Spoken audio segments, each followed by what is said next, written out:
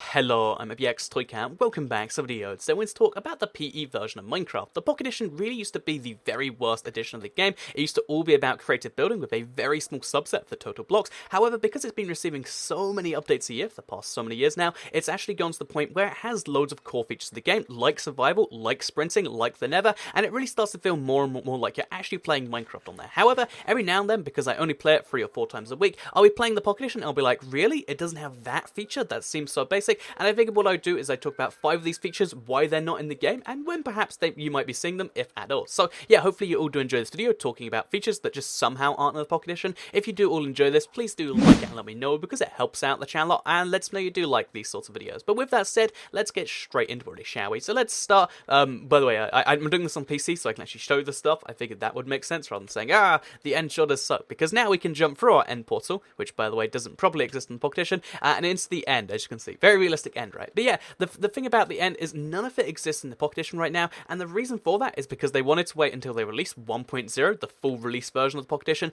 and that's something they've been putting off for a really, really long time, because you've got to imagine the Pocket Edition is trying to run on very, very low power devices, you know, like iPads from like 5 years ago, stuff like that, and trying to get an Ender Dragon fight to work in this is something I can understand being really hard to work. However, the fact that there's no end dimension, and not even ender pearls, and you know, key features like that, is something that really does seem quite surprising to me, and this just means that so many cool features, you know, mainly the end island itself, but then also all the stuff off it, like Purpur and stuff, just isn't available on the Pocket Edition, not even end bricks, and that's something that's just kind of surprising to me, the fact that they've been waiting this long, and they probably will wait a lot more. There's going to be like 0.17 before there's even 1.0, and although we will see it presumably at some point late this year or early next year, the fact that it's, you know, 2016 and the Pocket Edition still doesn't have one of the 3 dimensions is so surprising. Imagine if I told you there was no nether on the, you know, the console. You'd be like, wait, what about that? Yeah, it's just as surprising to me that the Pocket Edition doesn't have the end. So yeah, this is coming at some point soon, but for now, it's still surprising that so many blocks are just off limits, because that's there. So with that said, let's move on to the second feature the Pocket Edition doesn't have, and even though the Pocket Edition has so many different mobs, and they're all customized in one way or another,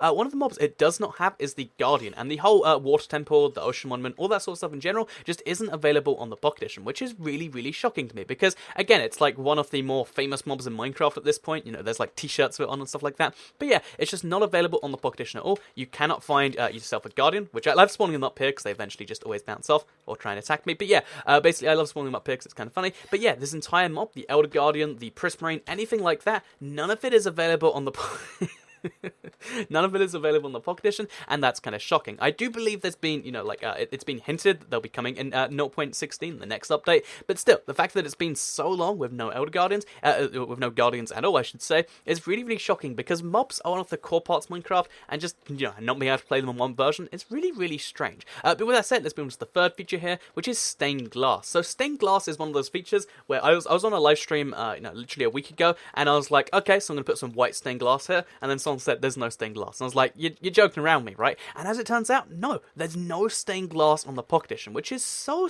weird to me, because it seems like it's such an easy feature. It's like adding stained, you know, clay, or adding, you know, colored wool. It's like, why would you not add that? And, you know, at first I was just thinking, yeah, that's a really, really dumb decision. They're just holding it off for something. But as it turns out, stained glass is actually a complex feature for the Pocket Edition, because like I mentioned before, the reasoning behind them not adding, you know, like the end is because it's going to be really resource intensive. Basically, the way they render blocks on the Pocket Edition is different to the way they do it on other versions, and they do it in a way that, although it's easier for what they have right now, it makes stained glass, because it's semi-transparency, really, really tricky, because stained glass isn't just, you know, looking through glass, it's looking through glass with blue tint. So if they want to do this on the Pocket Edition, they have to really increase the horsepower to get at, you know, they have to increase the efficiency, or they have to use the PC rendering system, where you can see blocks for other blocks, and since they're not intending to do either of those things, it means that even though this feature is really basic, it won't be coming to the Pocket Edition for quite some time, which is really, really bizarre if you ask me. The fact that there's no stained glass yet just seems so strange, but it's the world we live in. No stained glass on the Pocket Edition. But like, yeah, basically, if this was to happen on the Pocket Edition, you wouldn't be able to see stained glass through water, or even, you know, the other way around, like I'm just doing right there. You wouldn't be able to see that because, again, it's just a weird way the rendering system works, and it's so strange to me that such a core part of the game, again, stained glass is like just something you need to make a bunch of builds, just isn't possible there. So yeah, that is the third of the features that I just can't believe isn't on the Pocket Edition. The fourth one here relates to the fact that we're on this giant island in the sky, and and it's also going to be shown in the corners. So as you can see right now, I'm at Y130. If I was on the Pocket Edition, this literally couldn't exist because they've still got the height limit of Y128. That's you know, the height limit from the console prior to like 2013, and the height limit from the PC prior to 2011, still not fixed on the Pocket Edition, and doesn't look like it's going to be for the foreseeable future. So you might ask, why is that? It's just, you know, doubling the height limit, what's so bad? So doubling the height limit actually does create some issues. Again, same sort of thing where this world, because it's got so much in the sky, by the way, this is, I did a stream on this a while ago, but yeah, the reason this takes so much more power is because you have to generate chunks in places you wouldn't normally, and it kind of doubles the resource load. And again, on the Pocket Edition, it's trying to run on really old devices, preferably, and if they don't want to make the game like suddenly stop running on people's devices, they have to make a way for the world to run like this without changing anything at all. However, one thing that is really cool is Tommaso has actually shown off a hint before where he's been working on increased high limit, but not to 256 to 512. Again, this isn't coming for years. He said it's not coming, you know, anytime too soon. But still, the fact that at some point the Pocket Edition height limit will increase, but not just to 256, perhaps all the way up to Y512, is something that I think, you know, even though it's upsetting that you can only go up to Y128 in the Pocket Edition, the fact that at one point you will be able to go to 256 is something I think is pretty cool. So yeah, with that also said, let's move on to the final feature here that I'm just surprised isn't on the Pocket Edition, and it's more world type options. On the PE, you have, I think it's like, you know, so you have flat, you have old, and you have, you know, like infinite as your free world types. On the PC, and even on the console edition, when you create a new world, you have so many options. Let's create a creative world.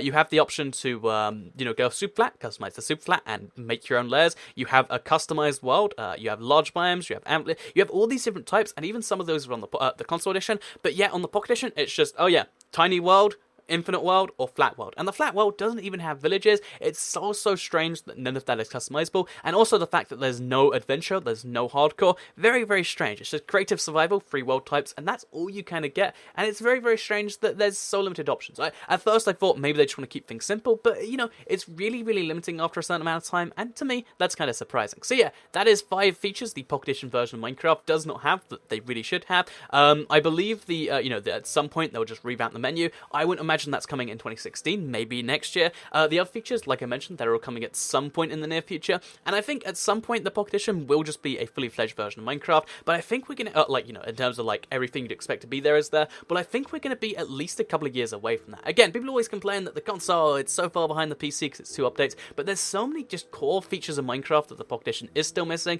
that I think, you know, needs to be added in future updates. But anyway, let me know what you think. Do you think these are core parts of Minecraft? Do you think I'm just complaining because, I can't make a, was it a Sweden flag I had there? Let me go back to it. I can't make a Sweden flag, isn't that so annoying? Or I can't make an England flag. Of stained glass, because I do that all the time. But yeah, what do you think? Do you think these are essential features too? Or, you know, because you're a Pocket Edition player, have you gotten used to them? I'd love to hear all of your thoughts, as always, in the comments. At least the ones of you that aren't just saying first, or, oh, the last time I was this early, something really bad joke. But yeah, everyone else that isn't saying stuff like that, I love to read your comments, and I'll do that after this video goes live. But for now, time is running out, as you can see, and I must say goodbye. So have a nice day, everyone.